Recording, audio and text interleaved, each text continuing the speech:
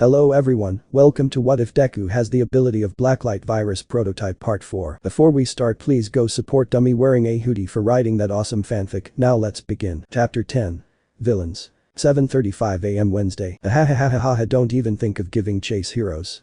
Cause if you do, this lovely family of less than indigent circumstances gets a nice bone crushing, a large, muscle villain said as he flipped them off. You're charged with serial larceny and murder, Vihara headgear mount lady said, clutching her right arm. He's strong and fast. Anything to keep him close, Kamui Wood said as he was pushed back by the villain. They weren't having an easy time with this villain. Not only is he strong and fast, he also has a family as hostages. Said family are pleading for the heroes to save them. The villain continued to sidestep and taunt the heroes, not noticing a figure running towards him in great speed. Have no fear family, the figure said. Azuri smash All Might said as he sent a chop to the villain's head, knocking him unconscious and snatching the family from said villain. I happened to pass by on my way to work, he said as he placed the family down. The crowd cheered for the number one hero for saving the family, while Mount Lady and Kamui Woods were gloomy. I'm grateful, but… Mount Lady started. He'll put us out of work. Kamui Woods finished still on the ground. The police alluded to All Might thanking him for his service. All Might was about to leave for UA, but a hit and run was seen in the next block. Being a hero he sped off to the street, noticing his speed decreasing. He hadn't passed on one for all to young Tagada, but he can clearly see that his power is weakening. He was still having doubts on passing his quirk to the young blonde and was somehow looking for a way to pass it on to young Midoriya. All Might don't know what came into his mind, but after seeing the boy's selfless action in the entrance exam, he wanted the boy to acquire one for all. Something about the green-haired boy was present that he couldn't see in young Tagada. Maybe guilt. Or the longing to right the mistake he had said to the boy almost a year ago. Whatever that is, one thing is for sure. I want young Midoriya to receive one for all.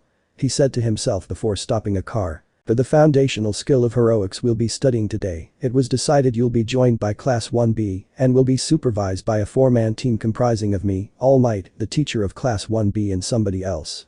Aizawa informed his class in his usual tired tone. A joint exercise. And it was decided. Might be something special then. Izuku thought as the rest of the class was filled with murmurs. Sensei, what'll we be doing on the green? That's right, Shiro asked as he raised his hand. Be the hero everyone needs, whether it's a flood or any other disaster. Their homeroom teacher said and took out a card that has the word rescue in it. It's the trial of rescue. Hearing that, the class began talking to themselves, making Aizawa's left eye twitch in irritation. Trial of rescue. Sounds a bit difficult this time around. Kaminari said while scratching his cheek. Come on, idiot, that's what hero's whole job is. I'm fired up because of it, Kirishima said, patting the blonde's shoulders. Totally, Mina interjected. If it's a flood, then that environment's my specialty. Ribbit Asui said with a finger on her chin. Don't get ahead of yourselves. Aizawa said, bursting their bubble. Seeing the class silenced, he continued after a sigh. As I was saying, this time, it's entirely up to each of you whether or not you wear your costume. Some of your costumes probably aren't adapted to the task at hand after all. He then pulled out a remote control and clicked it. Their costumes' briefcases emerged. The training area is fairly far away, so we'll get there by bus. One or each class. That's all. Go get prepared. He finished and left the classroom. The class stood up and grabbed their briefcases and left for the changing room. Well, everyone except Izuku, who just left without taking his briefcase. The trial of rescue. This is training in order to reach my dream. To become a top hero, I'll do my best for Alex. Class 1A are currently walking towards their bus in their hero costumes. All except Izuku, who was wearing his gym clothes. Ichako seems to notice this and walked to him. How come you're in your gym clothes, Izuku? Your costume wasn't damaged in the battle trials, right? She asked the boy, getting the attention from the whole class. All wondering why he wasn't in his hero costume. Keiko's right, Midori, why aren't you in your hero costume? Mina asked, while Toru just nodded. When I say nod, I mean moved her gloved hands up and down. Izuku looked at them with raised eyebrows and looked down. Seeing his gym clothes, he looked back at the girls and smiled. Actually, I am wearing my hero costume. He said, and his classmates were confused. Disguise, he thought. Before they could talk, black and red tendrils began emerging from Izuku and covered his whole body minus his head. After 0.5 seconds, his gym clothes are now turned into his hero costume, head down. See? He said and chuckled inwardly at his classmates' shocked faces. After a couple of seconds, recovered from their initial shock, them bombarded Izuku with questions from, how did you do that? To compliment of that was so cool. Izuku was about to respond to their questions when a smug voice called out to them. My. So this is Class 1A? Said voice said. Class 1A looked at the direction of the voice. There they saw a young man with left-parted, slick blonde hair and silvery periwinkle eyes. He was wearing a black tuxedo with 3 clocks attached to his belt, along with a blue and black dotted tie. They say Class 1A are better than Class 1B, but looking at you guy I can say that you all look inferior to us. He said and laughed maniacally. The majority of Class 1A were glaring daggers at this guy, especially Bakugo, who was making small sparks on his palms. Izuku just looked at the guy with a sweat drop. Man, this guy's ego is so large. He thought as the guy walked toward Izuku's location and looked at him from head to toe with a smug smirk on his face. Well, every one of you look strong except this guy. The guy said, pointing at Izuku, who didn't even acknowledge his insult. If only you knew.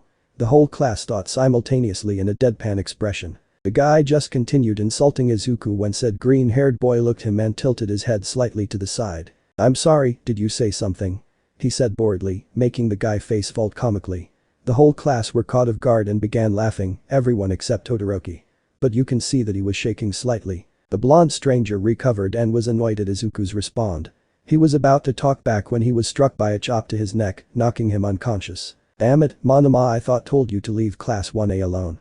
Said a girl, long orange hair tied into a high ponytail on the left side of her head. She was wearing a turquoise knee length, over which she has a black double-breasted corset ending just below her breasts, making Izuku blush. She also sports black short pants under the kippao. For accessories, she wears a loose brown utility belt around her hips with a satchel attached at the back, a thin black around her eyes, and white-heeled navy blue boots with wide vamps that reach down to her toes, filled in with white slips. Said girl looked at Izuku and bowed apologetically. I'm sorry about Monoma. He has a severe case of superiority complex. I hope he didn't cause too much trouble. She said as she stood up. Izuku just waved her off. No, it's cool. No damage done. Just keep an eye on him next time. He said and smiled at the girl. I'm Izuku Midoriya, Class 1A's class president. Nice to meet you. He reached his hand out for a handshake. She smiled and took his hand. Itsuka Kendo, Class 1B's class president. Nice to meet. She was cut off when a head suddenly popped out from behind her. Slightly surprising Izuku. Hi there, I'm Satsuna Tokage, said the head as she floated towards Izuku. And stopped inches away in front of the green-haired boy's face, causing said boy to let go of Kendo's hand and slightly back away, while blush lightly. You sure look handsome, do you? She said and winked at Izuku. That action caused pouting from 3 girls in Class 1A and an amused look from Kirishima. Satsuna Tokage has large upturned dusk green eyes with long eyelashes and long pointed teeth similar to Kirishima's. She has dark moss green hair, collectively reaching just below her shoulders, aside from a short clump that hangs in the center of her forehead, and it grows wavier and thinner the lower down it gets. She was wearing a scaly purple mask over her eyes, and Izuku can guess that she wears the same texture of fabric with her costume. Said you're making him uncomfortable, get away from him. Kendo said to the green-haired girl, who didn't move by the way. Hey. Nice to meet you, to Tokage. Izuku blurted out while looking away. He was uncomfortable from the closeness of the girl and was controlling a blush to come out from how good she smells. She's so close. He thought. Izuku was saved from his misery when Iida talked loudly. Everyone, in order to get everyone seated smoothly on the bus, file into 2 lines according to your numbers. Said Blanette informed the class. Izuku sighed in relief and looked at Kendo. Well, nice meeting you too. But looks like we need to go. He said and Kendo just nodded while Tokage smiled at Izuku. Yeah, I guess so. We should probably go too. Nice meeting you too. Come on, said Kendo said as she drags Monoma's unconscious body towards their bus, with Tokage floating along with her not without winking at Izuku. But that Izuku walked toward the bus since he was the last one to enter. With a thought in his mind. This is gonna be interesting. So it ended up being this kind of bus anyway, Iida said depressingly, as his effort to keep the class organized was useless. There was no point, huh? Mina said, chuckling at the tall boy's misfortune. Izuku just chuckled at his friend's depressed state. He may be the class president, but when it come to organizing the class, Iida was the right man for the job. Hey Midoriya, I always say what I think no matter what's on my mind. Asui suddenly said, making Izuku look at her with raised eyebrows. What is it, Asui? He asked a girl who quickly corrected him. Call me, Tsayu. Okay Tsayu. Call me Izuku then. He said and smiled at the frog girl. The girl smiled and looked at him. Well Izuku, your quirk is really confusing. Really? He asked her, earning a nod. Well, I don't blame you for being confused. He said and scratched the back of his head. He thought of it for a bit and nodded to himself. You see, my quirk is called Blacklight. It lets me use the biomass in my body to create weapons on my arms. It also gives me enhanced strength, speed, durability and immunity to all disease. He finished and saw his classmates were intrigued from this. Wow, that sound dope, I'm jealous. Kirishima said and stretched his left arm and it hardened. My hardening power isn't bad for punching, but it's not flashy. He was cut off when Izuku suddenly talked. Don't say that, I think it's an awesome quirk, definitely a quirk that'll be of great use as a pro, Izuku said to the redhead. My quirk is flashy enough to be a popular. Aoyama said but was easily cut off by Mina. But it'd be bad if your stomach collapsed, she said as she placed her hand on his shoulder. Aoyama just blanched at the mention of his stomachache. If we're talking about flashiness and strength, you need to mention Todoroki and Bakugo, said Kirishima. Bakugo just looked away with a tch. Bakugo's always angry, he'll never be popular. Sai said bluntly. Said Blonde rose up his seat with a raging face. You bitch, I'll be popular too, he yelled, making his seatmate Jiro flinch in the loud volume of Bakugo's voice. He just proved my point. Sai said, unfazed of the ash blonde's yell. It's only been a brief while since our socialization has commenced, and yet already we have been made apodictically cognizant of your personality, redolent as it is of a turd getting steamed in a sewer. Kaminari said, not making the blonde any calmer. What are you saying, dunce face? Bakugo yelled to Kaminari as well. Izuku just chuckled at the explosive teen's predicament. Bakugo getting teased. That's UA for you. What a vulgar conversation, Momo said, not liking the tone of the conversation. But it's really hilarious, Achako said while laughing her ass off. Damn Bakugo, you're one foul-mouthed dude. Said Kirishima, still laughing. Okay, everyone settle down, we're almost there, Aizawa said, stopping the conversation. Yes sir, the class said, straightening up in their seats. After a couple of minutes. Class 1A, Class 1B arrived with their senseis, Eraserhead and Vlad King in the facility.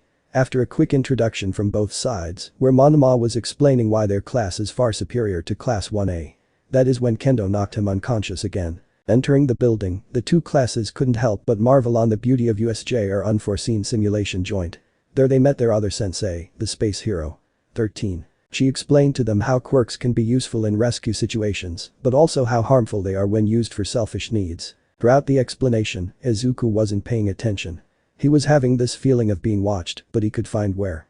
That is when he suddenly something he couldn't explain. He felt nervous and scared for some reason. Unconsciously, he used thermal vision and closed his eyes to get a 360 degrees vision of the surroundings.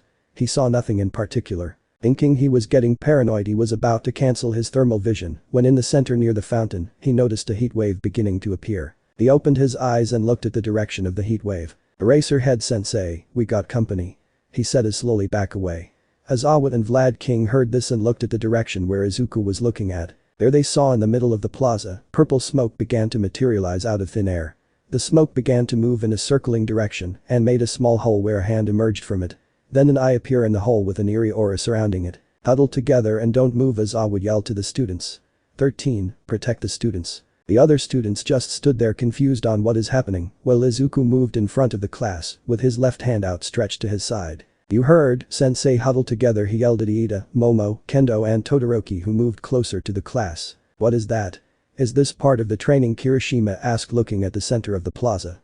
Their villains began to emerge from the purple portal, most notably, a man with grayish-blue hair that is covered with hands and a large monstrous figure with a bird face and an exposed brain. Aizawa placed his goggles to his eyes and Vlad King cracked his knuckles. Don't move, those are villains, Vlad King and Eraserhead yelled at the students. In the central plaza, Eraserhead, Vlad King and 13. Said the purple smoke that began to form into a person. According to the teacher's curriculum we procured the other day, Mr. All Might was supposed to be here, and yet. Aizawa narrowed his eyes behind his goggles. I knew it, so the other day was your doings. He said with hate in his voice. Where is he? Said the man covered with hands. His voice sent chills to the students' spines. We went through all this trouble and rustled up so many of us to bring along, you can't tell me All Might. The symbol of peace. Isn't here. He said menacingly. I wonder if he'll show up if we kill the students. He said, and a wave of killing intent was felt by the students and they began sweating bullets. The villains attacking you, eh? Said Kirishima. What kind of numbskull would attack heroes on their home base? Sensei, what about the intruder alarm sensors? Momo asked 13. Of course we have some set up, but. The space hero said and narrowed her eyes at the villains. Is this the only part of the campus that they've infiltrated, or are they attacking all the others, too? Todoroki asked as he looked at the villains with narrowed eyes. Then that just means they have one amongst their number who has a quirk that can do that. An isolated space away from the school building. At a time when there's a class scheduled, it may seem out of the question, but. He paused and looked at the leader, which is the hand guy. They must have some solid objective. This isn't an ambush without some carefully planned scheme behind it. 13. Do the evacuation procedure and try calling the school. These villains know how to get around the sensors. There's a chance there's an electromagnetic wave type guy who'll try interfering, Aizawa said. 13. I'm counting on you. He then looked at Kaminari. Kaminari, you two try contacting UA with your quirk. Why yes sir, Kaminari said as started pressing buttons on his earpiece. Aizawa nodded and was about to walk away when Izuku stopped him. He looked at the green-haired boy, who has his eyes closed. Eraserhead sensei, there are approximately 85 villains scattered all over the facility. If I am not mistaken, that purple guy will use his quirk to separate us all. He paused and opened his eyes and looked at the hero. Permission to engage in combat, sensei. Aizawa looked at him in the eyes and nodded. Granted. He turned around to walk to the direction of the villains. Let's go, Vladdy said and jumped on the railing with his scar floating in the air as he fall. You sure that's a good idea, Eraser? Vlad King asked him as they fall towards the villains. If Midoriya's guess is correct then yes. It's the most logical thing to do. Aizawa to the red-clad hero. And besides, I trust them. He smiled and erased the villain's quirks. Vlad King just nodded and smiled. You became attached to your students in just a small amount of time, Eraser. I guess I should trust mine as well. The villain saw this and began laughing.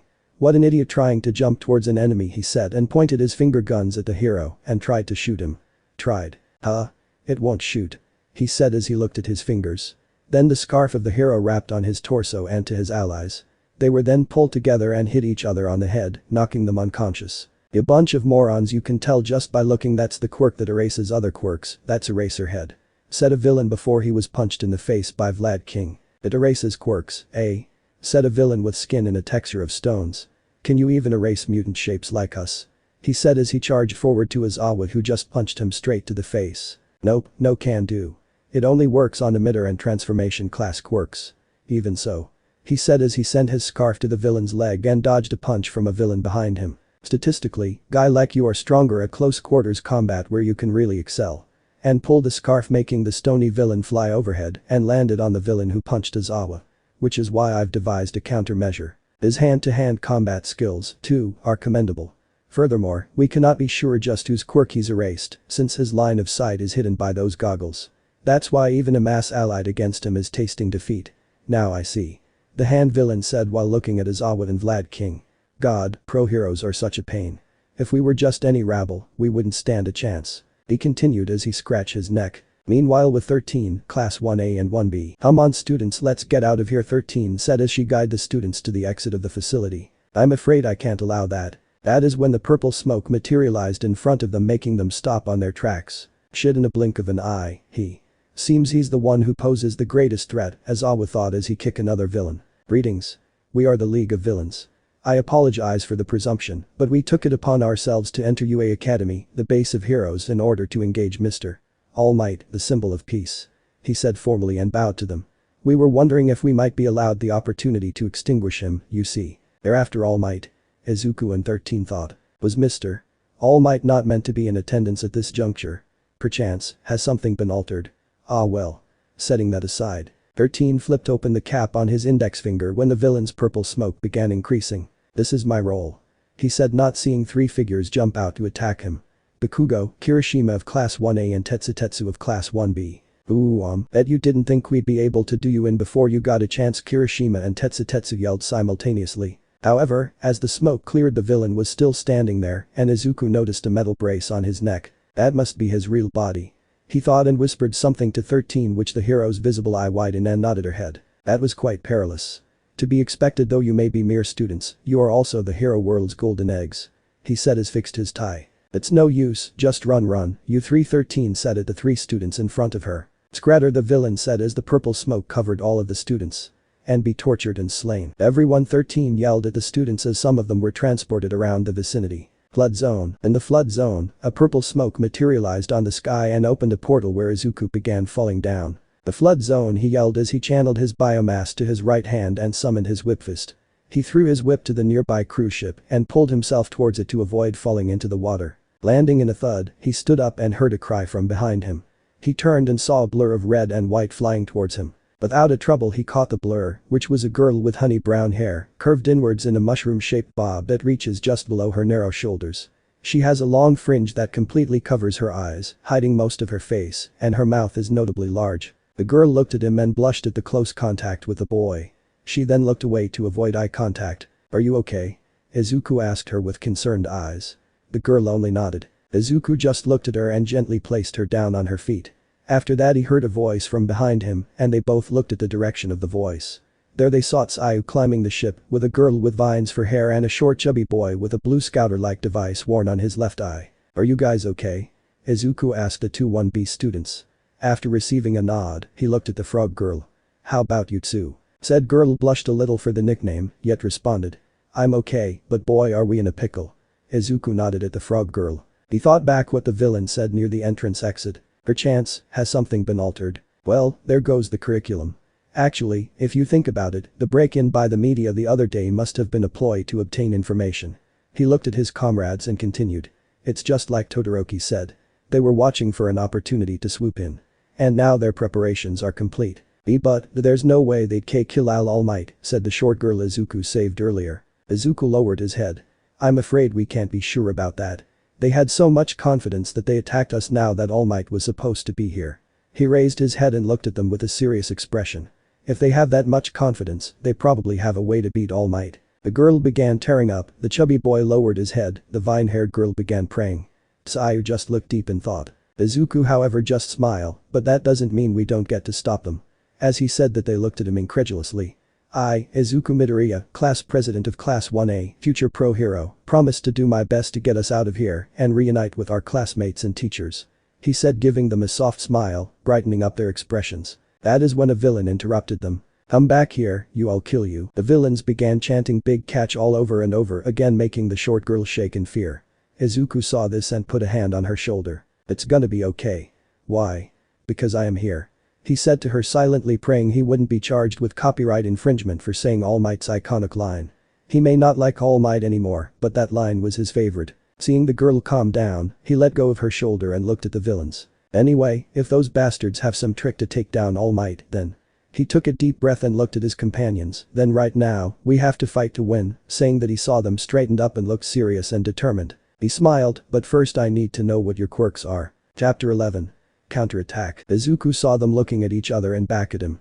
Even with the slight confidence Izuku gave them, he can see that they were contemplating and telling him his quirk, even Tsuyu who was getting distracted by the villains screaming at them. He sighed and looked at the villains. "I know you guys are scared," he said in a low voice. This seemed to grab his companions, making them look at him. Izuku looked back at them. "But we have to do something. We are heroes after all." He paused and looked back at the villains. "Those bastards down there. They're clearly all about underwater battle," he said, and Tsuyu continued it for him. "So they must have known about the layout of USJ beforehand and gathered people with that in mind, huh?" she said, and Izuku nodded. "Exactly, they stocked up information for the attack, but for a bunch of guys who prepared meticulously, there's something awfully odd about their behavior." He said that earned him some confused looks from the students of class 1B and a blank look from Tsuyu.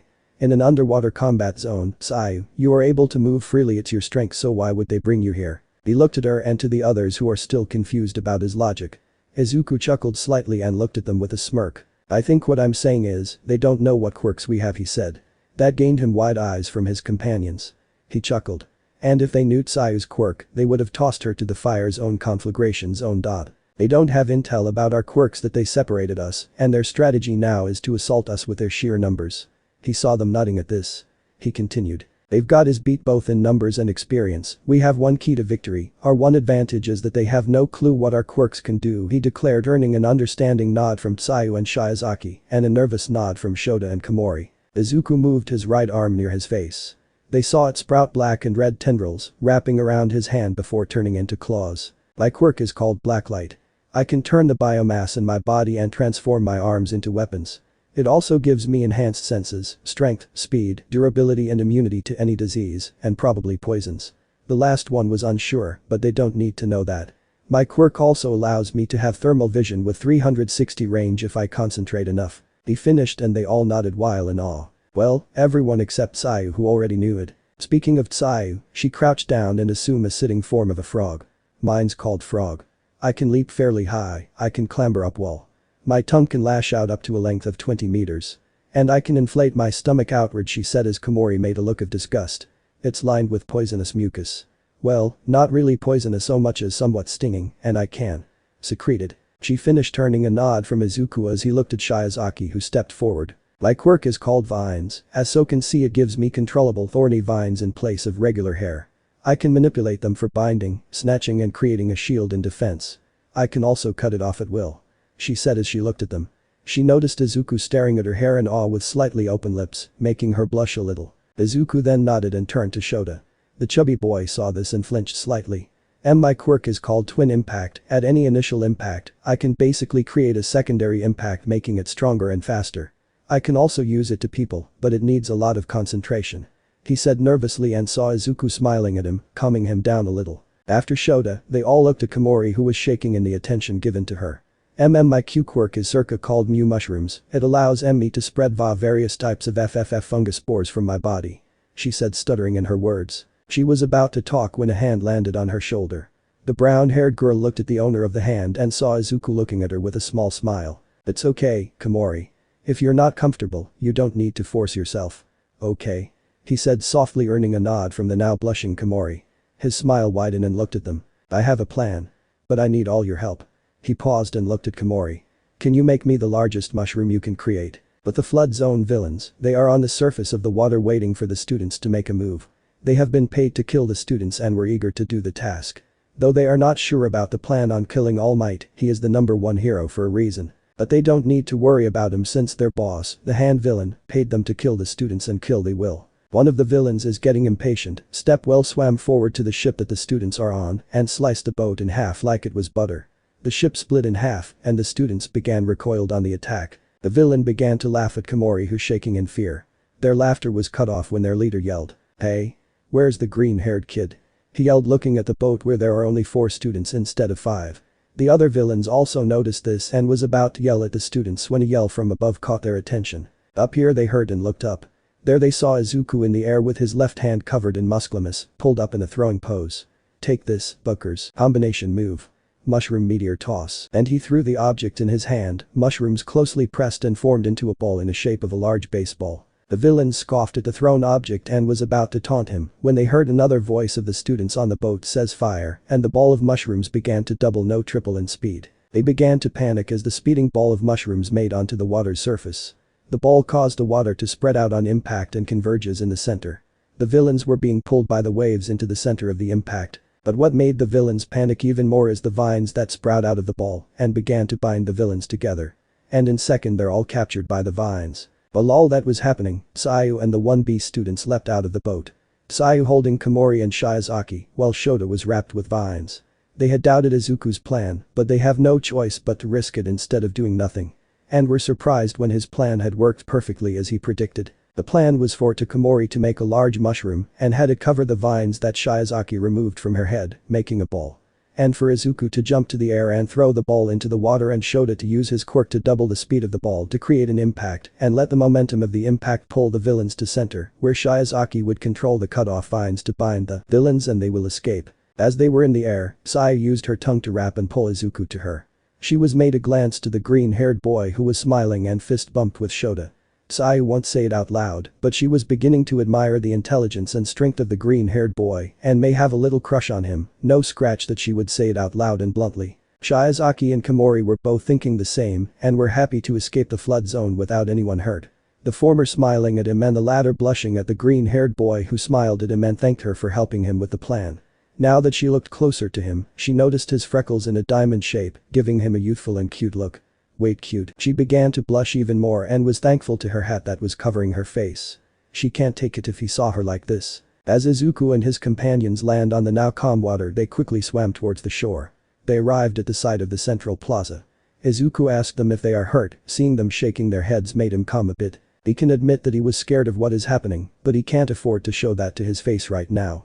Not until they escape this place. As they stopped to rest, Izuku quickly used thermal vision and closed his eyes to observe the surroundings in a 360-degree range. He saw everyone scattered in the facility and fighting the villains. He was confused when he can't find Iida and quickly looked at the direction of the entrance and saw that the door was busted open. Iida must have escaped to tell UA about the attack in USJ. He nodded and inwardly cheered his friend. He continued to observe the whole place and furrowed his eyebrows when he saw 2 figures curled down and hiding behind a trash can. Looking at the figures, he growled when he realized it was Monoma and Aoyama.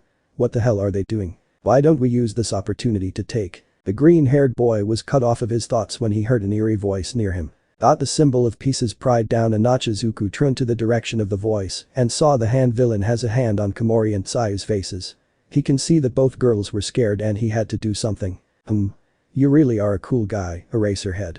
The hand guy said. Izuku looked at his homeroom teacher's location and was shocked on what he saw.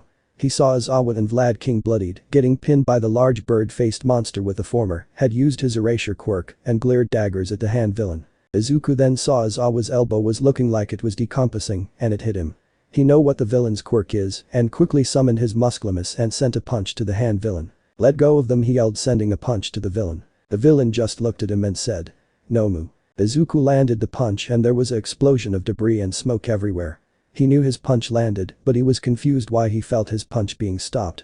When the smoke cleared, his eye widened when he saw the bird-faced monster, now known as Nomu, in front of him staring at him, and it looked like it wasn't even hurt. No way. Izuku, Sayu, Komori, Shiozaki and Shota all thought in surprise and shock.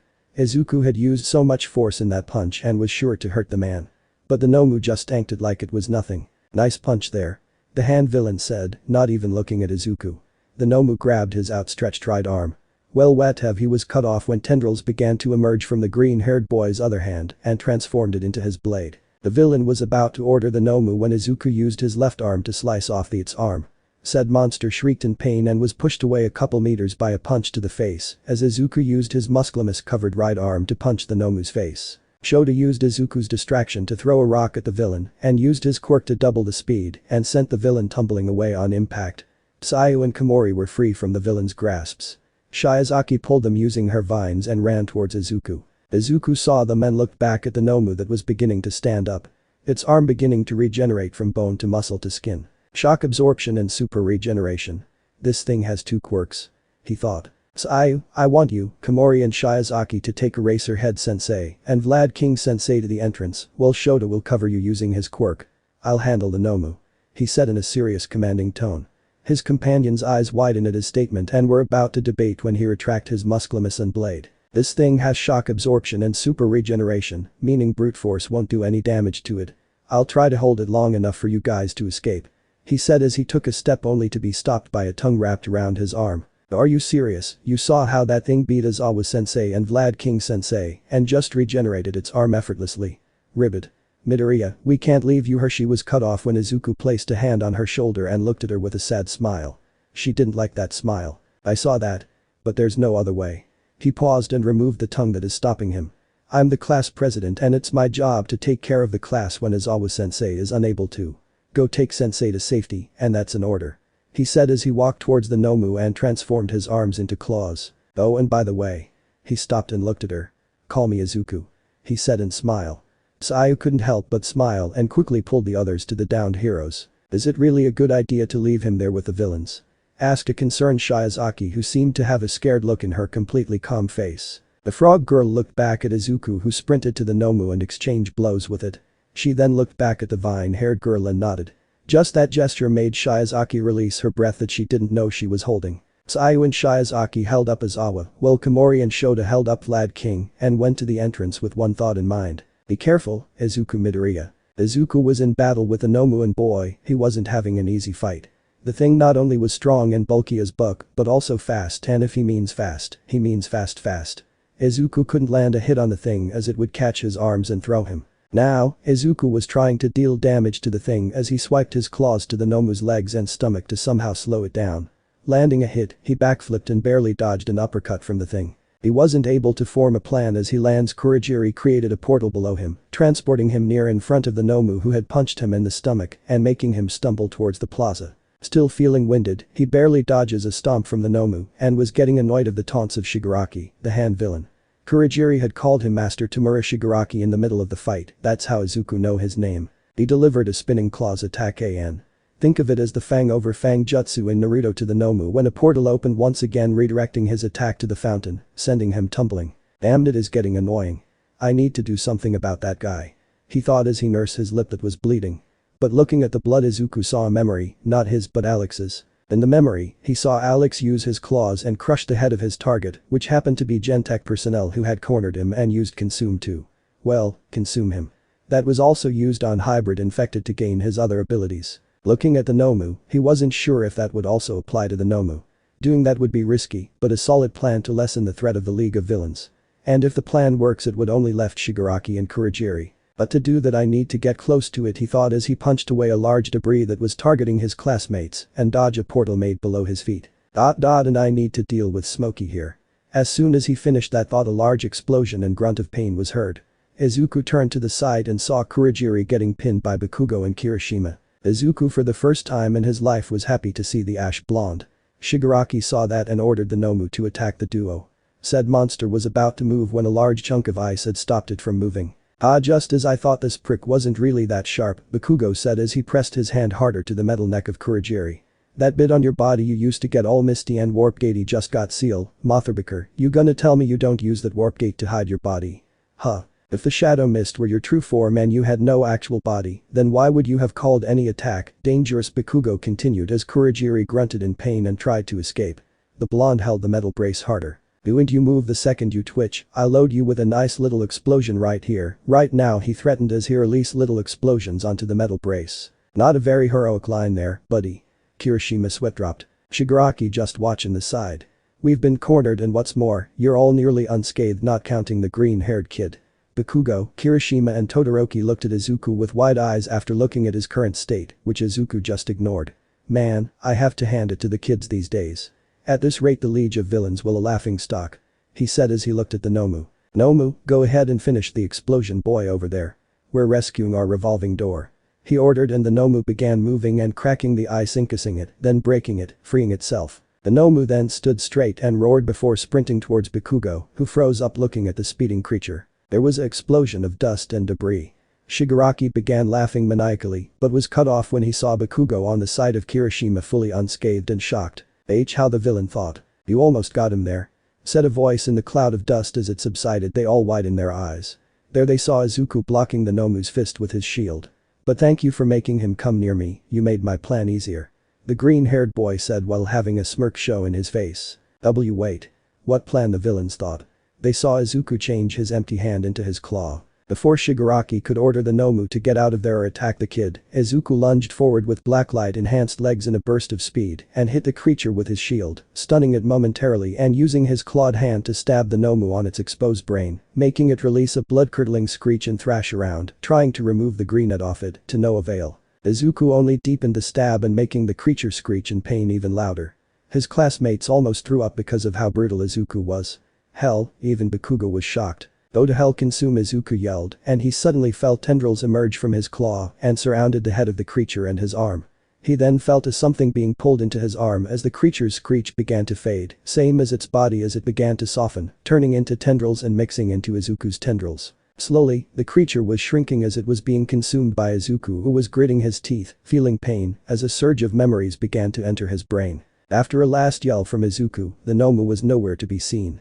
There left was Izuku on one knee, panting hard, weapons gone, clutching his head as the surge of memories invade his mind. There Izuku saw in the memory, he was in a tank traveling in a ruined street, then he was fighting infected people in a lab, and the most recent memory he could see and saw in a different perspective, a memory of him killing Alex Mercer. There he realized, in the memories, he was James Heller. Shigaraki was flabbergasted. He was staring at the spot where the Nomu was supposed to be. He was shaking in rage. Their weapon against All Might, the symbol of peace, was defeated by a mere kid. This kid. A cheater. A hacker. He ruined the plan. He's going to pay. He was deeply angry, he didn't hear Kurogiri call to him and just bolted toward the vulnerable greenet, stretching out his arm to use his quirk. Decay on the still kneeling kid. He was able to touch the kid's arm and the arm began decomposing. He laughed maniacally when the kid cried out in pain. Like that kid, that's what a cheater like you get for killing our final boss, Shigaraki said, enjoying the pain-filled scream coming from the green-haired boy. Izuku felt the pain of his decaying arm and it was so damn painful. Let me go, he yelled out to the villain who just pressed harder, making the decaying go faster. And hurt the student even more. Izuku began to feel something in his body that was about to explode and felt it more as the pain increases.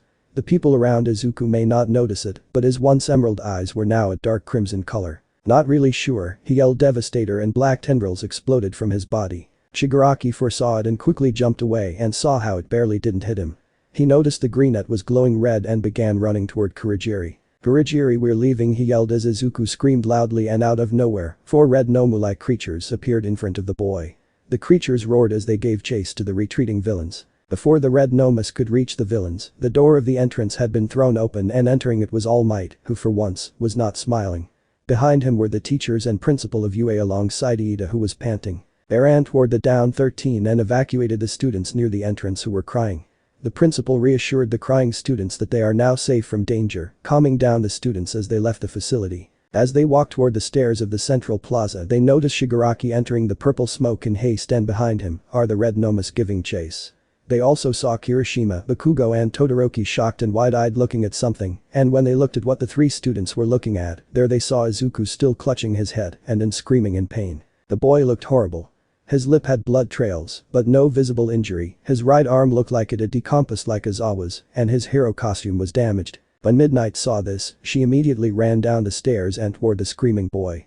Once she was close enough she ripped out a piece of the sleeves of her costume and used her quirk to calm down Izuku. As the pink smoke reached Izuku, it immediately took effect calming and stopping his screams. Izuku noticed the pink smoke and quickly looked at the direction of Midnight. There he saw her walking slowly toward him with a worried expression.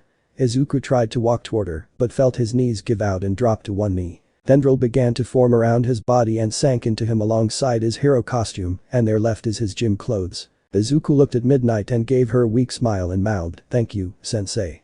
Before passing out, dropping face first on a pool of blood. However, unnoticed to the people near him, the blood began to soak on Izuku's arm, and tendrils appeared seemingly sucking the blood little by little. Chapter 12.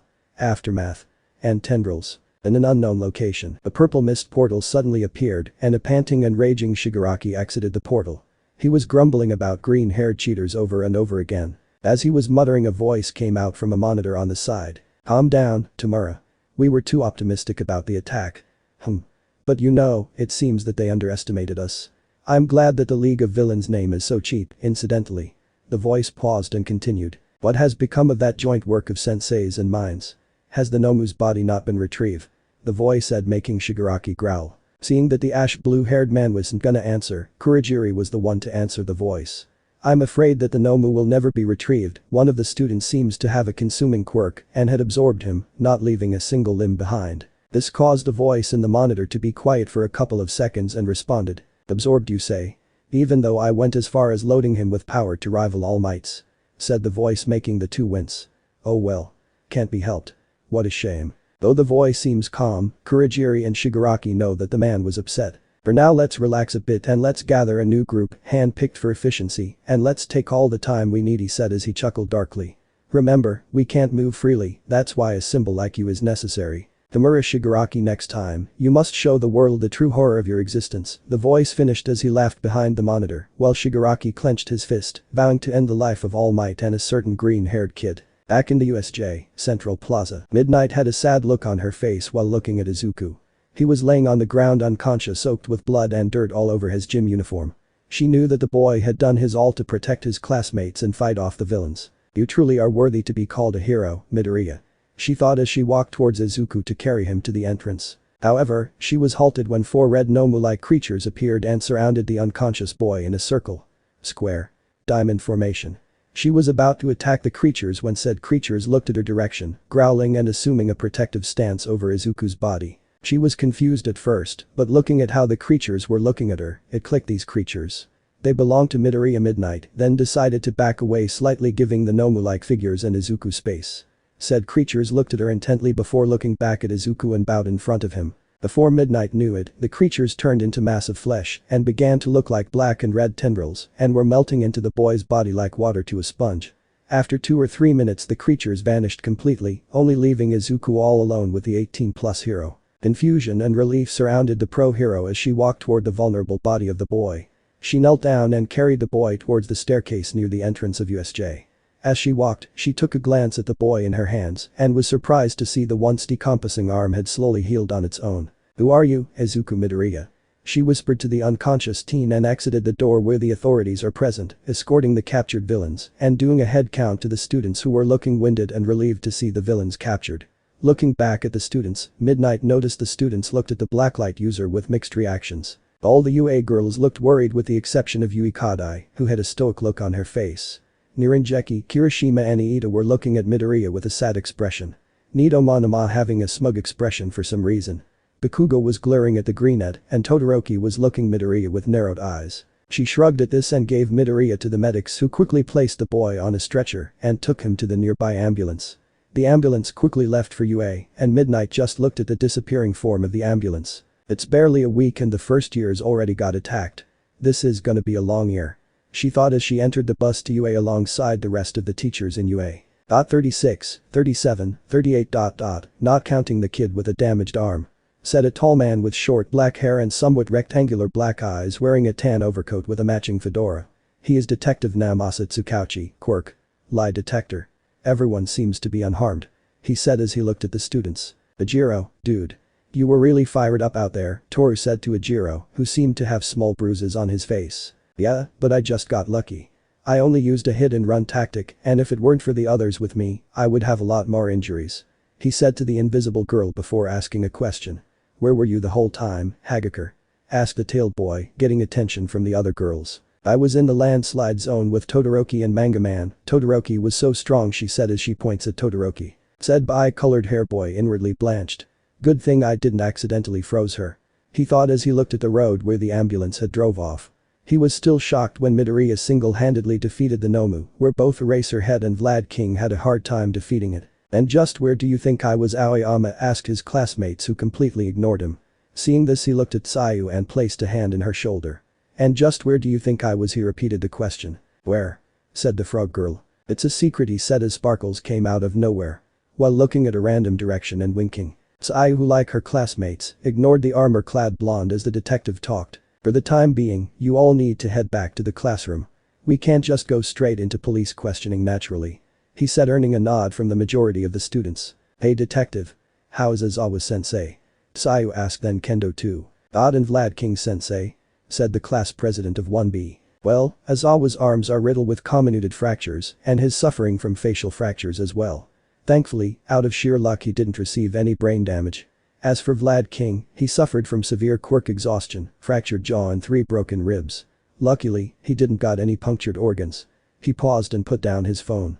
Or so I've been told. He said, causing Sayu and Kendo to look down in worry. As for 13, I fear her back and upper arms have sustained serious lacerations. That being said, her vitals appear to be stable. He said. Ichako stepped forward. And Izuku. She said, worrying for the green-haired boy. This caused the other girls Sayu, Mina, Toru, Shiozaki, Komori to come closer to hear news about Izuku. How's Midoriya? Asked Niranjeki, who was worried for the guy who had helped him and his classmates escape the villains. The detective thought for a bit. Midoriya, seems he's in the infirmary. He said as he called another officer to take care of the rest as he walked to All Might, who had been quiet this whole time. Looks like we have to focus on fortifying our security across the board. Principal Nezu said, holding his chin with his paw. As a quirk, warping is exceptionally rare. It's really too bad it fell into the hands of the villain side. Midnight said as she gripped her whip tightly. But Izuku Midoriya can be seen sleeping in a hospital bed in the infirmary in UA. However, while his body was sleeping peacefully, his mind was wide awake. And he found himself in a very familiar rooftop, the rooftop where he first got his quirk. The rooftop where he met his predecessor and the first person to ever believe him, Alex Mercer. However, unlike the last time he was there, he didn't see Alex standing on the edge but a different person. The person was a tall man with a muscular build, shaved bald head, and had a scar over his left eyebrow. He was wearing a light gray undershirt, a simple black hoodie with a red interior, a dark olive jacket with a protruding collar, black fingerless gloves, a brown leather belt, dark blue jeans and combat boots. The man was James Heller, the person who was able to kill Alex Mercer. Looking at the man, Izuku can feel a sense of authority coming from him. And somewhat a sense of familiarity can be felt as he looked at the man, who was also looking at him with a serious expression. Before Izuku say a single word, pain erupted on his head. He flinched and clutched his head. It hurt like hell. And the place began to glitch out of existence, unnoticed by the greenette. It took 2 minutes before the pain subsided. Izuku then remembered the person in front of him. He then lifted his head, only to see that he was no longer on the rooftop. He was now in the classroom. Confused, he looked around and saw a blonde guy that looked like a younger version of Present Mick talking to a guy with light blue, wavy hair that was swept back to flow upwards above his head, 2 shorter, ear-length tufts left hanging downwards to frame his face, and has a bandage across the bridge of his nose. Said guy looked at him and smiled at him. As that happened, another headache rocked him. He closed his eyes and clutched his throbbing head as the place glitched out of existence once more. Still clutching his head, the pain vanished. He then felt a tingling feeling seemingly entering his body. It felt familiar yet foreign to the greenet. As the mysterious feeling entered his body, his quirk activated and his arms began sprouting red and black tendrils, wrapping his upper limbs. As it tightens, his arms formed into what looks like a version of the musclemus, which appeared to have thick veins and has a glowing red appearance. A voice then echoed in his head. This is called Tendril's mid to long range and lets you use it to capture and pull your targets. And the ability you used is called Pack Leader, lets you summon a pack of 3-5 hunters to fight alongside you. The hunters are the red hulking creatures that you summoned recently. Train hard and use these abilities wisely, kid. Until we meet again. The gruff voice said as everything went black. After a while, he opened his eyes and Izuku found himself in a hospital bed. He looked around the place and quickly realized that he was in the school's infirmary. As he tried to get up from bed, a surge of pain spread from his head to his body and to his bandaged arm. Damn it, I got carried away and used too much biomass. He cursed himself as he winced at the pain on his arm.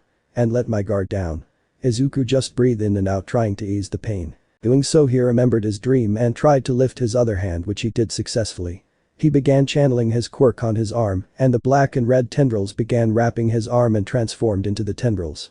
He analyzed his transformed arm and found that using it felt like the musclemus, just a lot more lighter. So this is the tendrils, feels easier to use, but I'd still prefer the musclemus. He thought as he flexed his 3 fingers. He quickly pulled back his biomass and tried to make do the pack leader, though not really sure how'd he do it. Izuku remembered himself scream his throat out in USJ to summon the hunters. Izuku was about to try to summon the hunters, unfortunately for him, he ended up coughing harshly. His throat feels sore and it irritated him. The door of the room suddenly opened and there enters Recovery Girl. She looked at Izuku and sighed in relief. And with a bit of disappointment. Good thing you're awake, Sonny. She said as she walked towards the bed. How are you feeling? She asked as she took a folder on top of the nightstand. I'm okay, I guess. Just tired and hungry. My arms still sting and my head is killing me. Ow. Just as he finished talking, he was hit by a cane on the head, courtesy of the elder woman with him. The only one killing you will be me if you keep pushing yourself to situations that you shouldn't be in, she exclaimed as she kept hitting the poor boy on the head, who used the little biomass he had to use shield to try to block the school nurse wings. Keyword. Try. I'm sorry. I couldn't help it. If I didn't Aizawa sensei and Vlad King would have died. Stop hitting my leg. Insert SpongeBob meme here. Izuku cried in pain as he tried to block the hits. After 5 minutes of hitting and block, while attempting on blocking, Izuku sat up and was given his protein bars to replenish his lost biomass and gummies to gain his stamina back as Recovery Girl heals him. She forbidden him to use his quirk since he still needs to recover the lost biomass or his body will ache like hell. Completely healed up, Izuku went home and was tackled by a wild Izuku Midoriya who was crying her eyes out. He comforted his crying mother and reassured her that Izuku was okay, which she just sighed and gave her son a small smile. After 1 day since the day after the attack was temporarily closed, Izuku was walking towards his classroom from the nurse office. He went to UA early to get his bandaged arm check. Even with his enhanced healing, he still needs a professional to check his arm. Getting a good result, Recovery Girl gave him the permission to go to class and to use his quirk again. As he entered the classroom, he almost fell down as Ichako, Tsuyu, Mina and Toru tackled him into a hug. They were worried sick to see Izuku getting carried to an ambulance. Izuku blushed at the sudden contact and had to fight an urge of fainting. Tsuyu thanked Izuku for saving her from the Nomu and Izuku just waved it off and said it was what a hero would do, then smiled to the frog girl, who blushed at his bright aura. This however, left a very jealous Ichako, Toru and Mina, a slightly one on Momo, an amused look from Kirishima and a glare from Bakugo. As Izuku and the girl sat down, Iida stood up and went to the front of the class. Alright everyone, listen, it's time for the morning's homeroom period, take your seats, everyone, the blue-haired teen said as he stiffly motioned arms. Izuku sweat dropped at this. We are in our seats, you're the one who's not. Zero said, causing the majority of the class to chuckle at the Blanet, who had just realized that what the tape user had said was right. Iida quickly went to his seat and sat down with a gloom expression. Hey, Tsuyu, which teacher do you think would be meeting us today? Mina asked Tsuyu, who just happened to be sitting behind her. Said frog girl placed a finger on her chin and thought for a bit. Well, Mr. Aizawa is severely wounded. He is probably hospitalized. She said to the pink girl. But as soon as she said that, the door of the classroom opened and there they saw a man whose face was covered in bandages and his arms in casts. Good morning. The figure said, making the whole class gasp when they realized who the figure was. Aizawa sensei, you're already back. The whole class erupted, surprised to see their teacher. That's beyond pro, Kaminari said, blanching at Aizawa, who started to limp to the front of the class. Sensei. You're alright, Iida said as he stiffly raised his hand. Can you really call that all right? Achako said, wincing at Izawa's injuries. As soon as Izawa is at the center, he faced them. Don't concern yourselves over me. After all, the battle hasn't really ended for you yet. After Izawa said that, the whole class stiffened. More villains. More fighting. You don't mean. Izawa's bandaged face opened slightly for his eyes to be visible. UA Sports Festival is approaching, boys and girls, the bandaged hero said, smirking underneath the bandages as the whole class face vaulted before yelling. Oh yeah, this is a school. A sports festival. Keep forgetting this is an actual school, echoed the voice of Kirishima and Kaminari. Wait, hold up, that sounds like something villains would try to infiltrate. Isn't it? Will it be alright? Said a confused Worrichiro, earning a nod from Izuku and Momo. Izawa just shook his head. On the contrary. Since we're going ahead with the festival, it means that the school is confident it has all its ducks in a row when it comes to its crisis control now. He paused for a bit, then continued. I hear police presence will be 5 times bigger than normal, for example. What would you should be thinking about is what huge chance the Academy Sport Festival presents you all. This isn't some event that'll be brought to a halt by the likes of villains. He said, looking at the class, then at Izuku for a little longer and back to topic. Our sports festival is one of Japan's biggest events in days past. The Olympics was the sports festivity that swept all the nations into a froth of enthusiasm. But now, as you know, the extent and population have shrunk and it's lost a lot of substance. So what has taken the place of the Olympics in Japan is the UA Sports Festival, he finished as Momo perked up. The country's top heroes will sure be watching us, it's because they'll be scouting for us, she said as Izawa nodded at her statement. I'm thinking I might follow the tactic of going sidekick for a pro heroes squad after graduating. Kaminari said to Jiro, who just smirked at him. But there are loads of people who get stuck as sidekicks forever and miss their chance to break out as solo heroes. She said as her smirk widened. And you seem like that kind of dumbass, Kaminari. She said while chuckling, remembering how the electric team became stupid after using his quirk. This made the blonde earn a gloom expression. Naturally, entering the squad of a famous hero will get you higher status and more experience. Remember, time is limited. If you get noticed by a pro, that gives you the standing for a brighter future than otherwise. This is the chance you'll get only once a year. For a total of 3 chances. If you aim to be a hero, this is an event you can't overlook. The final statement caused the WHO class to have serious and determined expressions. Noonday break. I mean, I knew it was coming, but now I feel like the tension is flying sky high, Kirishima exclaimed. If we put in the effort and stand out to a pro, it'll be a giant leap forward, Zero said. Izuku just looked at the group with a surprised look on his face. Wow, everyone's so pumped. He said as a hand landed on his shoulder. Don't you feel it, too? Iida said to the greenette as he let go of his shoulder and began dancing awkwardly. You're enrolled in UA to become a hero, so getting fired up is only natural. Midoriya, Izuku sweat dropped at his friend. Those are some unique dance moves you got there, Iida. Sayu said as she, Mina and Toru stood up their seats. Izuku. Iida. A low voice can be heard. Let's crush it. The sports festival. The two looked at the direction to see Achako and a very, very serious look on her face, very far from the Achako that Izuku knew. Achako, your face, Izuku said to the girl. What's up with her? Uraraka's being kinda, not Uraraka. Mina said to Tsayu, earning a shrug from the frog girl. Achako then stomped his way to the group and raised his hand in the air.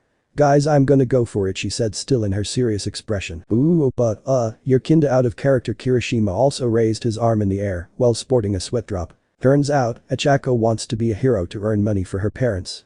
She was shameful about it at first, but after Izuku and Iida told her it was okay and it was really heroic of her to think of her parents before herself, she stopped doubting herself. They were on their way to the cafeteria. Izuku was stopped by a voice. "OOHH, there you are, young Midoriya." They looked at the owner of the voice, and it was All Might. Iida and Achako were surprised to see All Might, while Izuku was confused that All Might was looking for him. "Would you care to eat lunch with me?" he said as he pulled out a small bento box. Achako laughed at the hero. He's like a teenage girl. Izuku heard from Recovery Girl that All Might was very guilty of being late for UA, that his time in his muscle form ran out. Izuku was still upset from what the number 1 hero said to him back then, but thinking how the hero is doing his best to seek the greenette's trust again, Izuku will try to forgive him. In a slow pace, but will still be forgiving the hero. Sure. Izuku said as he waved at Iida and Achako before he followed All Might. At the cafeteria, Iida and Achako were in line and talking about Izuku. What's going on with Izuku and All Might, Iida? The brunette asked the tall boy. Said boy thought for a bit and answered.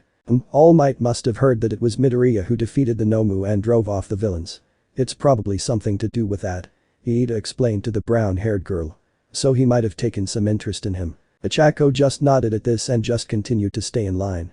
Unknown to them, a pair of heterochromia eyes were looking at them, silently listening to their conversation. In the teacher's lounge, Izuku and All Might silently drink tea. It was awkward at first, both not knowing what to say to each other. But after a couple of minutes, All Might started the conversation by apologizing to the green-haired teen, which Izuku said to the hero that he is willing to trust him, but forgiving him will take time. All Might understood this and is willing to work his ass off to be forgiven. Izuku then told the hero how he got his quirk, excluding the part that it came from Alex Mercer of course, and how he trained his quirk to master it.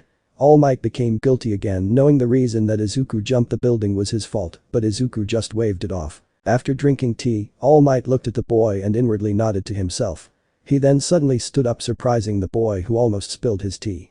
Izuku looked at the hero with raised eyebrows. "Here goes nothing. Young Midoriya, I would like you to inherit my quirk," he said to the boy had wide eyes. What? Chapter 13. Declaration of War. After class, as the rest of the class packed their things up, Izuku can be seen in his seat deep in thought. The sports festival is coming closer and he just unlocked another abilities after the USJ incident. He was thinking of training his newly gained ability when the thought of what All Might had offered him came in his mind. Flashback. I am sorry, All Might. Can you repeat what you just said? I think I just heard you offer your quirk to me, Izuku said as he cleaned his ear. He could have swore he just heard the number one hero offered him to inherit the man's quirk. All Might just sighed. You heard me right, young Midoriya, he said as he looked at the greenette who was looking even shocked. Why me? Why do you chose me? Izuku said as he lowered his head. Not really getting the point of this whole conversation. Back in the entrance exams, I saw you run after the zero-pointer to save young Uraka, even if it doesn't benefit you. And in USJ, you let your classmates and sensei escape as you hold of the villains. Just by looking at those actions, I can really tell that you are worthy to inherit my strength. He paused to look at Izuku who was looking at him now before he continued. It's the power to transfer power, and the name of that vaunted ability to which I've been entrusted is none other than One for All. One for All, Izuku repeated in a whisper. Yes, young Midoriya. A quirk passed down from generation to generation. In doing so, brave hearts with unwavering calls to save lives can burnish this might. All Might paused to look at the boy then continued. So young Midoriya, would you accept my quirk to save lives? He asked the now deep in thought boy. Izuku thought about how it would help him gain extra power. It will make him a lot stronger, and in addition to his current quirk, it'll make him unstoppable. Just thinking about it made him smirk, but quickly removed the smirk when he remembered how Alex entrusted him with the Blacklight. Alex believed in him with the power of the Blacklight Virus now turned quirk. He remembered how he trained his ass off to master his quirk, and after what happened in USJ, he have new abilities to master thanks to James. And inheriting One for All, a lot more training is needed. Not that he's complaining, but looking at what All Might had just told him, if he were to accept the quirk, he would have his hands full. He would practically be like All Might. Would he even want to be like All Might? Would he even want to inherit One for All? After thinking about it in a few more moments, he nodded to himself and raised his head to meet All Might's gaze. He looked at the man's eyes with pure determination. That's a great offer, All Might. It would be an honor to inherit the quirk of the symbol of peace himself. He paused when he saw All Might smile. Izuku sighed and continued. But I'm sorry, I can't accept your quirk. As he said that, All Might's smile faded and a look of sadness and confusion showed in his face. It didn't felt right to Izuku to see All Might rejected. You see, I just got my quirk not even a year ago. There is still a lot of things and abilities that I need to learn and master. If I get your quirk, no one would know what will happen to my body. Both quirks are in me. I hope you understand. He paused to breathe and quickly continued. And I think there are others who you might know would be more worthy than I am. Izuku stood up from his seat and bowed to the hero and slowly began walking towards the door. Before he opened the door, he looked back to All Might's direction. I'm sorry for wasting your time. But if you had offered me back when I was still quirkless, I wouldn't hesitate in accepting your quirk, he said as he opens the door and exited the room, not noticing All Might's eyes widen in the word quirkless. Thank you for hearing me out, young Midoriya, and thanks to you I knew exactly who my new successor would be. All Might whispered to himself as he took out his phone and called an old friend he hadn't talked in a long time. End of flashback. Izuku began packing his stuff to his backpack as he sighed, remembering All Might's sad face. It made him felt bad. He was invited to eat with the hero and even got offered the quirk of the number one hero. But just ended up rejecting the offer and wasting the man's time. He had a reason to reject the man, but it didn't really made him felt better. What the heck? Izuku was snapped out of his trance when he heard Ichako's voice in the exit of the classroom. There he saw what caused the girl's reaction. In the exit, he saw a mob of students looking at their class and talking to each other. They were blocking the way and it kind of caused a hard time for their class. As the class president, he took his backpack and went to the exit to confront the crowd. Excuse me? Can you kindly move aside? You guys are blocking the exit and we all had a long day, we need to go home and rest. Izuku said as kindly as he can. Seeing that the crowd didn't move, he asked again. And not to sound rude, why are you crowding the exit? What do you need? As soon as Izuku finished that question, Bakugo walked past him, bumping into him. They're obviously scoping out competition, idiot. The ash blonde said in his calm voice. They want to see the people who came through the villain ambush. They're checking us out before the big battle, asshole. Said Bakugo, who continued walking. Izuku had to stop the urge to kick the guy in the head. Also, it wasn't just them, Class 1B was also there. It's pointless to try, so why don't you just buck off, you goddamn mob, Bakugo said to the crowd, which made Izuku pinch the bridge of his nose. The blonde had to make Class 1A look bad. As Iida reprimanded Bakugo for his disrespectful comment, a voice echoed in the crowd. I came to see what you kids are made of, true, but I didn't think you'd be this arrogant. Said the voice. Izuku looked to see a tall boy with messy indigo-colored hair that flared out in large tuft around his head and had bags under his eyes, making him look similar to Izawa-sensei. Are all the kids enrolled at the heroics department like this? The tall boy asked. Izuku just gave him a shake of his head and mouthed just him while pointing at Bakugo, who looked pissed off. The tall boy saw Izuku's response and nodded slightly. There's lots of kids who wind up in the general education department or other departments because they failed the heroics. He paused and looked at Bakugo's constipated faces. And based on the results of the sports festival, people can be even come under review to be transferred to heroic. And the reverse is also a possible outcome. That caught Izuku's attention. If this guy could do great in the sports festival, he would be transferred to the hero course. And by looking at the guy, he gives of an aura that reminds Izuku of Izawa.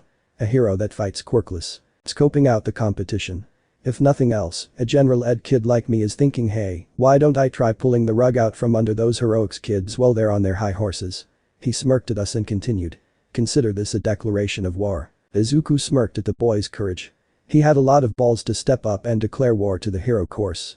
Before the angry Pomeranian could strangle the Gen Ed kid and Tetsu could voice his thoughts, Izuku stepped forward in front of the sleep-deprived looking teen. While I would love to accept your declaration of war, I would instead root for you and all the other kids to do your best in the sports festival.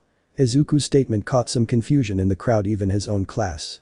Seeing the confusion, he simply smiled and pointed at the seat behind Bakugo, which was his old seat before he moved to the seat in front of Momo after Minetta's expulsion. And I forgot to mention this after chapter 6, it probably slipped my mind. You see, class 1A is low on one student because of the recent expulsion in the first day of class. This made a certain gray-haired boy that is blended in the crowd flinch and the other students perk up. So that means, one of you did well in the sports festival, the possibility of getting in the hero course is high. As class president of class 1A, I wish you all good luck in the incoming sports festival. Izuku bowed to the crowd and smiled.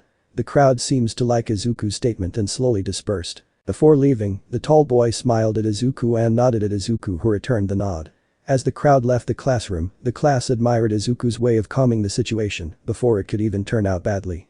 Bakugo just left the classroom growling at Izuku for stepping in. Izuku left the classroom with Ichako, Iida and Tsu before going in separate ways in the train station. He had thought about the sports festival. He always watched the sports festival and was always amazed on the quirks that were showed in the event. He became nervous and excited at the same time. The sports festival was an event that would let him let loose in using his quirk. Needless to say, he was ready for the sports festival and he knew that he would kick ass. Only time would tell how. Day of the sports festival. At the entrance of UA, another crowd of reporters are lined up to enter the premises. The same reporter who attempted to enter the gate stood there boredly. The security at the entrance is taking forever. She annoyingly said, another reporter who just wore a deadpan look at the woman. It's because they're being extremely rigorous after the villain attack. Lots of folks are voicing super critical thoughts toward the event this year. He said to the woman, who made a complete 180 in her emotions. From bored annoyed to enthusiastic. Awesome controversy equals ratings, man, and this year, all eyes will be on class 1A. The woman said as she pumped her fist in the air, making the man sweat drop on her sudden change of emotions and completely forgetting class 1B was also attacked. As the reporters entered the building, after an hour people who will watch the event began to arrive the campus.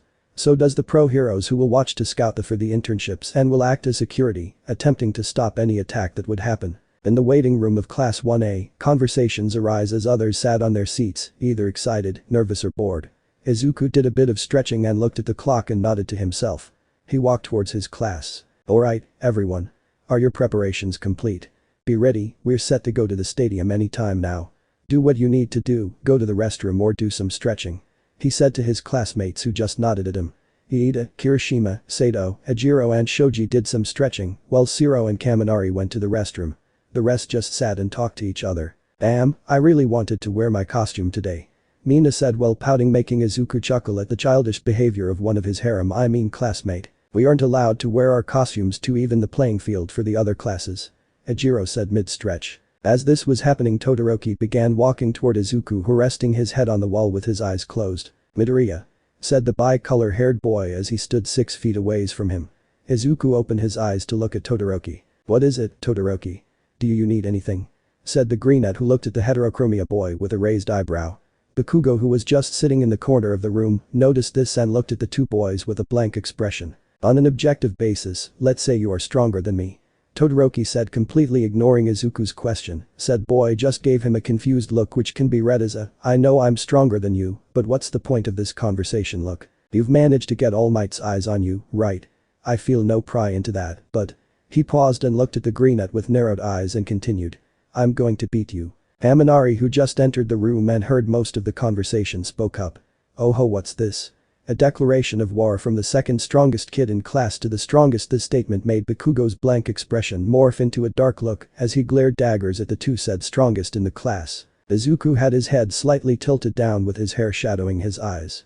Looking at this, Kirishima walked toward Todoroki and placed a hand on his shoulder. What's with this aggression all of a sudden? Don't spring this on him right before he was cut off when his hand was shook off by white red-haired teen. I'm not here to play nice and make friends. But whatever. He said as he walked away. Before he could go far, Izuku began to talk. I have no idea on what you want from me and telling me that you're going to beat me. Izuku said, making the Todoroki look back at him, who still had his hair blocking his eyes. All I can say is you chose the wrong person to declare war against. Look around, Todoroki. Everyone in this room had probably trained their quirks and bodies. And everyone here wants to reach the top. This caused the whole class to look at the two teens with determination in their eyes. And to answer your declaration of war. Izuku slowly raised his head and channeled blacklight to his eyes. Todoroki was his emerald eyes shift into dark crimson, comparable to Izawa's eyes when using a quirk. I accept, but you need to come at me with everything you got. Because I won't lose to a person who uses a half of their power. Todoroki swore he saw a spark in Izuku's eyes as he said those words, and Bakugo gritted his teeth. After a minute of stare down, Class 1A had been called to the stadium. With a last look on Todoroki, Izuku deactivated his quirk and told his class to go to the stadium. At the end of the tunnel of the stadium, Present Mick's voice echoed. A UA sports festival where the hero worlds inchot little zygats aim for each other's throats, and the top are grand yearly melee. The crowd raised in cheers. And let me guess, all you folks came to see them, right? The freshly formed stars that shrugged off a mass villain assault with wills of steel. The crowd once again go in cheers. From the Department of Heroics freshman class, you're here for Class 1A and Class 1B, right? The crowd popped out in cheers as Class 1A has been mentioned and quickly lessened in the mention of Class 1B. Said classes tensed and flinched in the amount of people in the stadium. Izuku awed in disbelief in the amount of onlookers that attended this year. It wasn't this many last year, he watched on TV. As Present Mick announced the other classes, the cheers slowly lessened and it annoyed the other students. Now, fair play. A voice and a sound of a whip or whatever that sound was had caught Izuku's attention. On a pedestal, there standing the R-rated hero. Midnight. The crowd began to talk to themselves. Hey, check it out if it isn't the R-rated hero. Midnight, she's the chief referee for the freshman stage this year. Where's the principal? As usual, he's overseeing the senior stage. Wait, did you say R-rated hero? Even though this is a high school. Is that really okay? Tokoyami voiced out his concern. Silence. My tenure here is perfectly on the level, Midnight childishly annoyingly exclaimed as she struck her whip, making the students quiet down.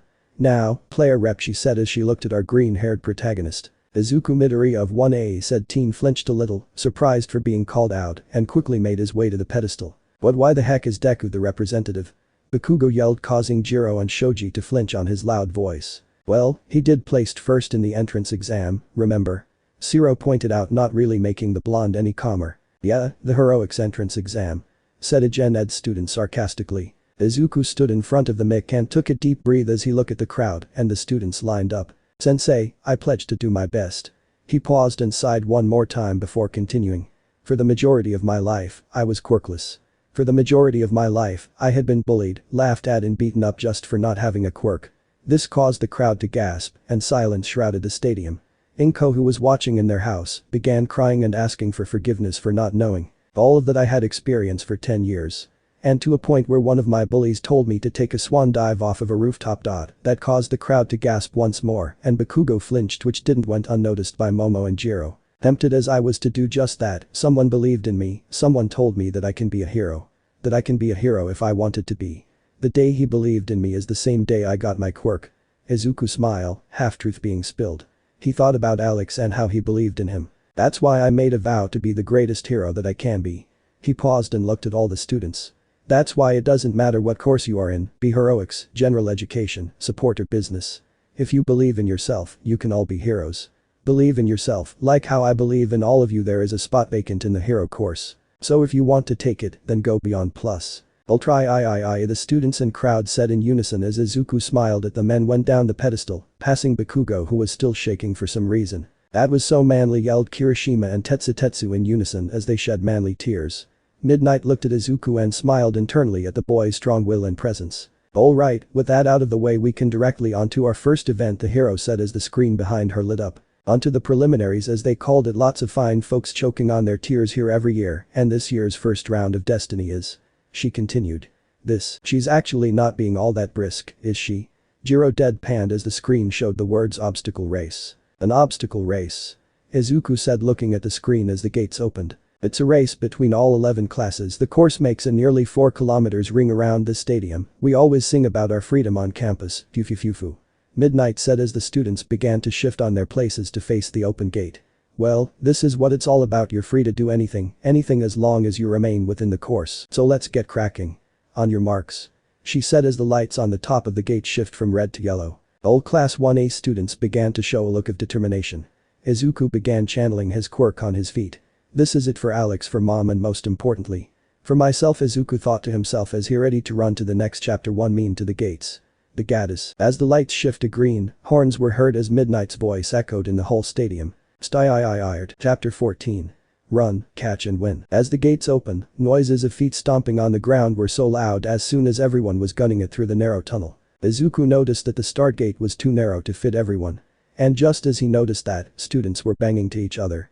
Getting squished, and someone's gonna get hurt soon. Okay, here's the play-by-play. Are you ready to do the commentary, mummy man? Sitting beside Present Mick is a bandaged Eraserhead. The bandages were wrapped around his head, but his eyes were left uncovered. A glare can be seen in the mummified hero. You're the one who forced me to come. Aizawa groaned while still looking at the noisiest hero beside him. Let's go right away, mummy man. What should we pay attention to in the early stages? The noisy hero said, completely ignoring Aizawa's glare. Aizawa was silent for a second before he said. This part right. Now. He said as he looked at the tunnel. Meanwhile in the tunnel, you can hear every student shouting. Hey, this is too narrow. Similar words can be heard from the other students. Everyone was hurting and sweating as they continued to move forward, step by step. As the other students yelped in pain, Izuku noticed that there was a ceiling in the tunnel and immediately thought of a plan. He need to jump up to use wall crawling. But with a narrow space jammed with students, he needs a boost. He looked around the squirming crowd and saw something, or someone. He saw a familiar patch of purple balls, his former classmate. The guy was short and he thought he could use him as a boost. Izuku quietly said his apologies and stepped on the patch of purple ball and jumped to the ceiling. He heard the purple midget yelp in pain. Using wall crawling, he attached to the ceiling using his hands and feet, then quickly ran his way to the exit of the gates. While he was above everyone, he heard the students yelling and groaning as they tried to move to no avail. He even heard Bakugo curse someone from Class 1B, probably Monoma. Izuku was near the exit when he saw Todoroki exit the gate. Our first filter. The dual-haired boy said as he sprinted his way out of the gate while freezing the ground, along with the other students. Ah, what the hell, I can't move. BRR, you bastard. Izuku heard from the other participants who were unlucky to be literally frozen in place. He was lucky to be able to stick on the ceiling. Looking down, he saw all of his classmates unaffected by the frozen ice field. Exiting the gate, Izuku used glide to propel himself away from the gate. You'll have to try harder than that, Todoroki, Izuku yelled as he landed on the ice field and channeled his quirk on his feet to sprint past the ice user, almost knocking Ice Boy off balance. We won't let you get away that easy, half and half, Deku, Bakugo yelled as he angrily propelled himself to above the frozen students. He was followed by the rest of his class who used their quirk to jump past the frozen ground. Momo used her quirk to make a long metal pole to vault over the other participants. Kirishima used his hardening to shatter the ice he was trapped in, Mina using her acid on her feet to melt the ice and skate, and Ejiro used his tail to hop over the ice field. Well, obviously some of you in my class were gonna make it past. But more of you were able to dodge than I thought. Todoroki said as he continued running after Izuku who was still in front of him. He gritted his teeth on the green at speed. However, Izuku didn't look back. He was too focused on running when he heard a voice coming from behind him. He looked back and saw the same midget chasing after him, hopping from ball to ball. "Come back here, you bastard," the great kid said while speeding towards Izuku. He was clearly pissed off about what Izuku did earlier.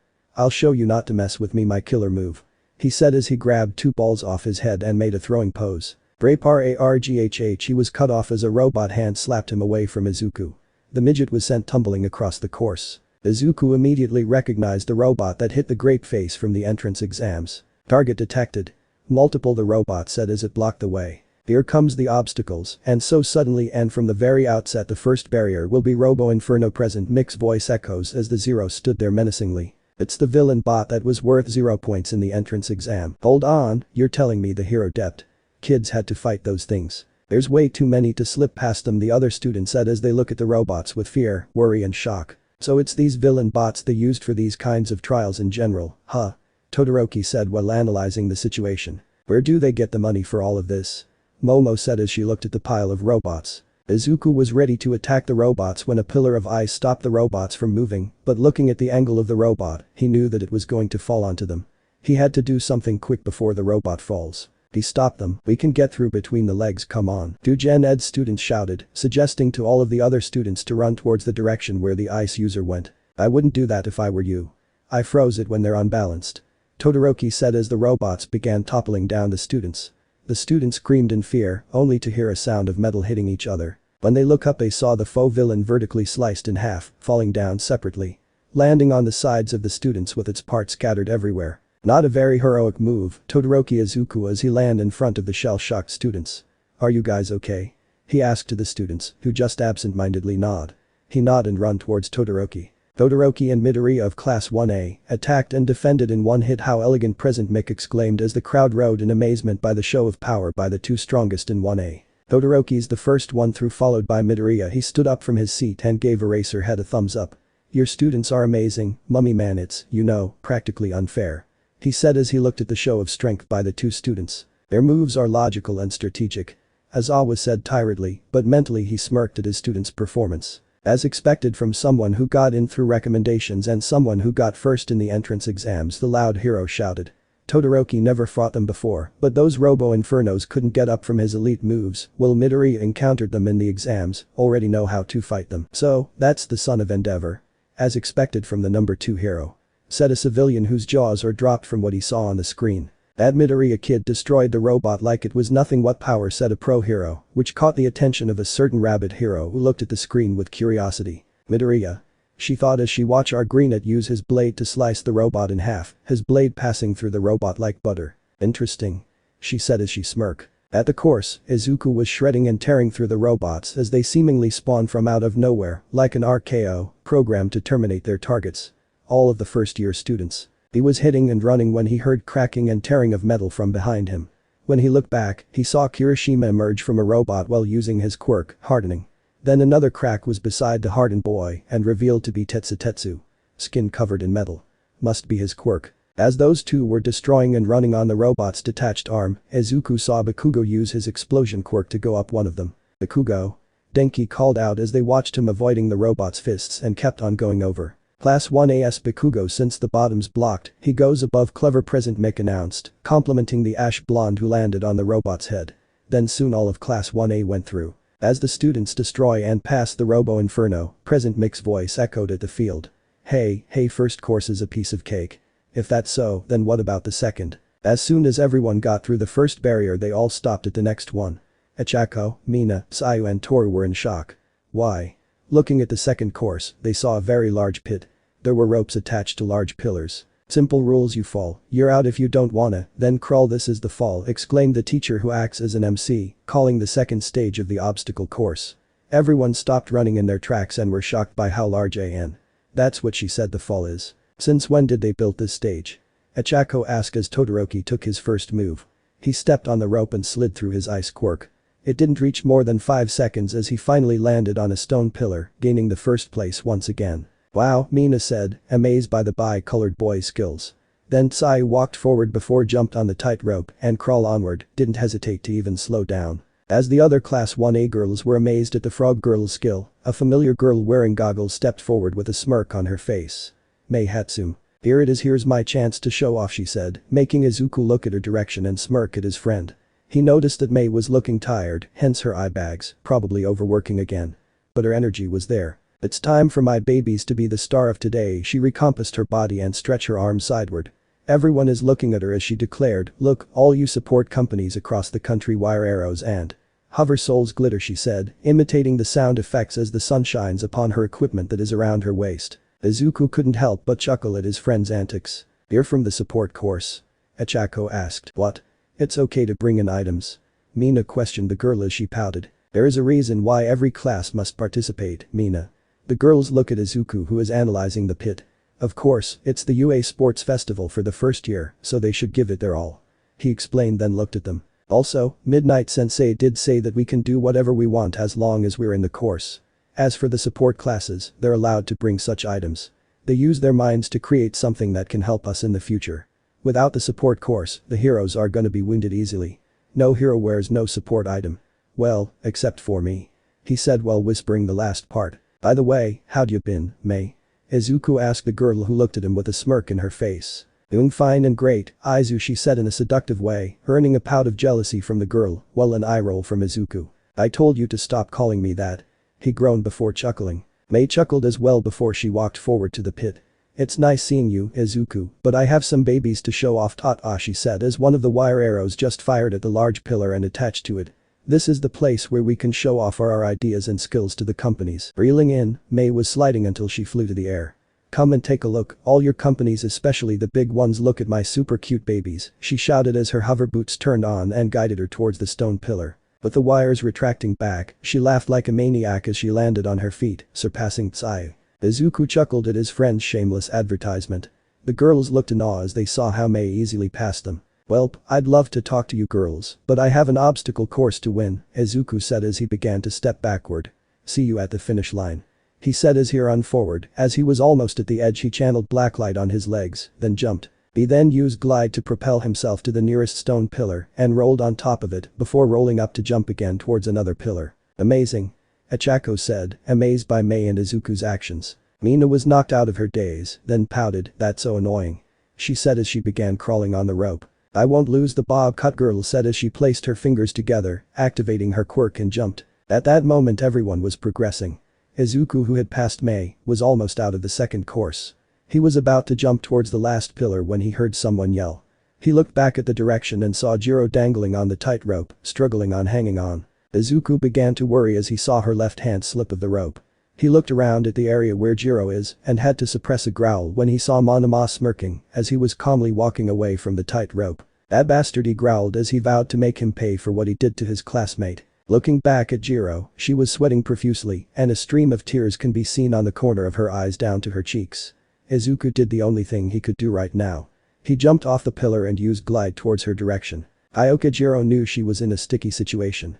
She had almost passed the second to the last pillar when a jerk suddenly shook the rope, making her lose her balance, and now she was literally hanging for her dear life and was getting terrified. Jiro was struggling to hold herself.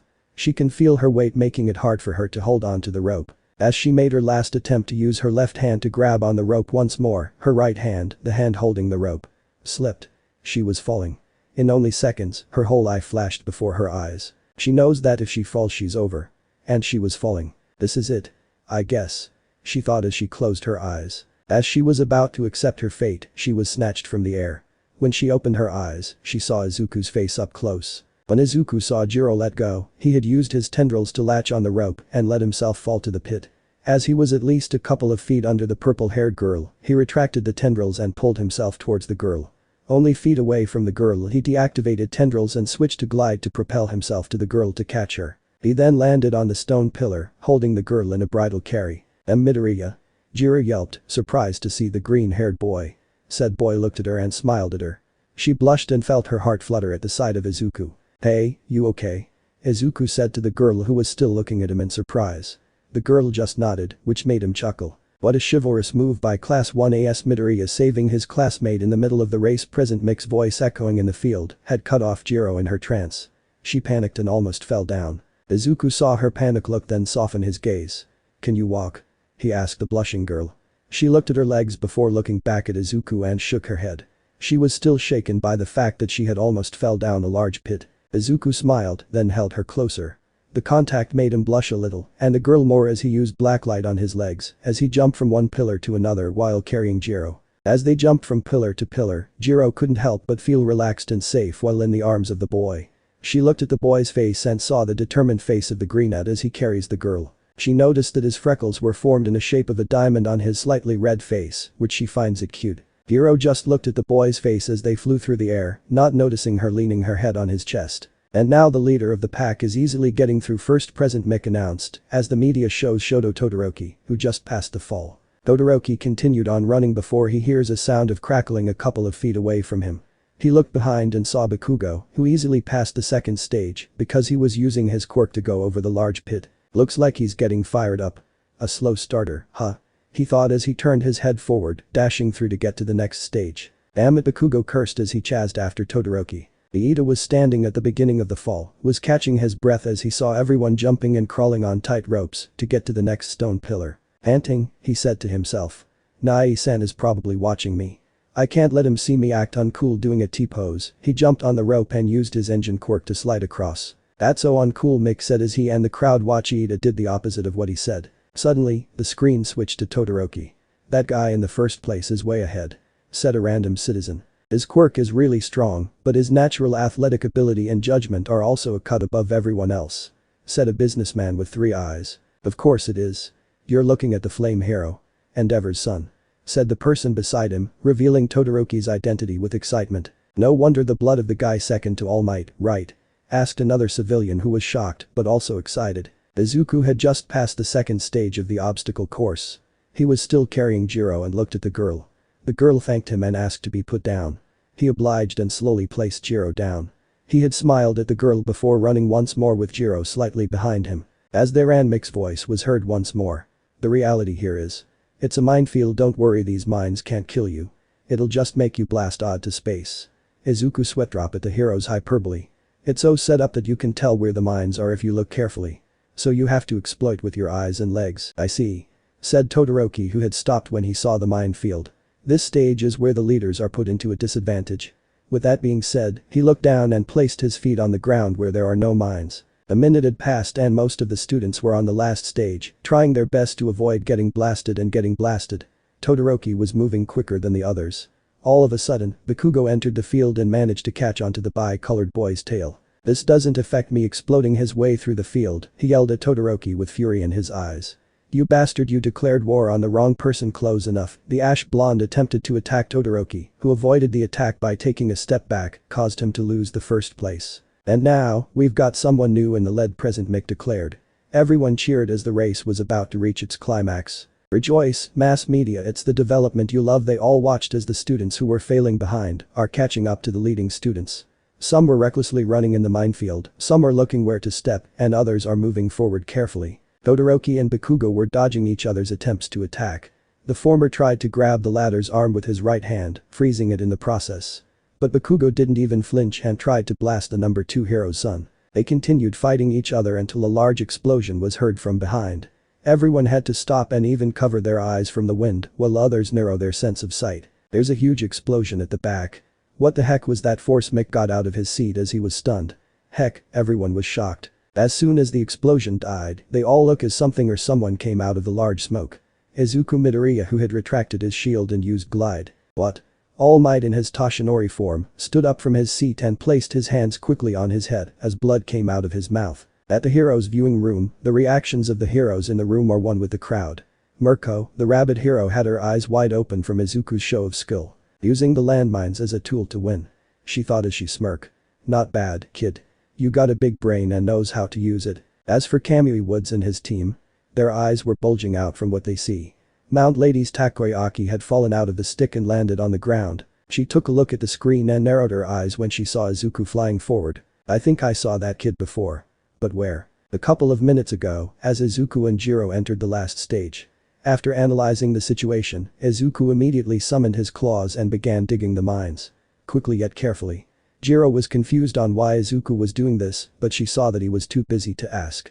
She shrugged and carefully made her way into the minefield. Izuku, who continued digging mines, stacked them up on a pile, and as soon as he saw that the mines he dug out were enough, he changed his claws to shield. He then braced himself closer to his shield-covered arm and jumped onto the pile of mines. Exploding on the contact, Izuku was blasted forward. The blast caused his to propel forward, passing over everyone on the field, even Bakugo and Todoroki. Was it an accident, or did he do it on purpose? Class 1As Midoriya is on fire with that blast. Bakugo and Todoroki stopped attacking each other and can only stare and or glare at Izuku, who was supposed to be behind them, but now. Midoriya has taken the lead. Loud cheers burst in the stadium, while others were amazed at the display of talent Izuku has shown them. Gritting his teeth, Bakugo chased after Izuku, using his quirk, blasting explosions from his palms as he flew after the greenet. Todoroki stomped on the ground and an ice path was formed. Sprinting in full speed, he chased after Izuku along with Bakugo. Izuku saw this and was smirking as the two grew closer to him. He planned to use the force of the explosion to get the lead. He was kin to regretting his decision when he didn't know what to do about landing. But seeing that the two in pursuit of him were on both sides of him, he shifted his balance while in mid-air and stepped on the duo's shoulders. He brought both his arms in the air as it shifted into hammer fists. With all his strength, he slammed his quirk-enhanced fists on the ground. And because they were still in the minefield, with that force, another large explosion blasted in the area. Again, using the force of the explosion, he shifted his balance and did a front flip. Landing perfectly and sprinting towards the finish line. Present Mick's voice was echoing in the field, but Izuku didn't care to listen what the hero had said, as his ears were still ringing at the explosion, and he was too focused on running to the finish line. Izuku was running far ahead from the former leaders, who were using their quirks to catch up to him. 1 winner, 40 plus losers. 3 students, 1 champion. They were halfway, that leads to the finish line. And 1 student came out first, and that's when Present Mick announced the winner. The winner of the obstacle race is Izuku Midoriya, and the crowd goes wild. Let me know in the comments below if you guys want the next part. Also check out my other video that has been shown and left. Thank you for watching. If you enjoyed this video, please like and share this video. And have a fantastic day. Bye.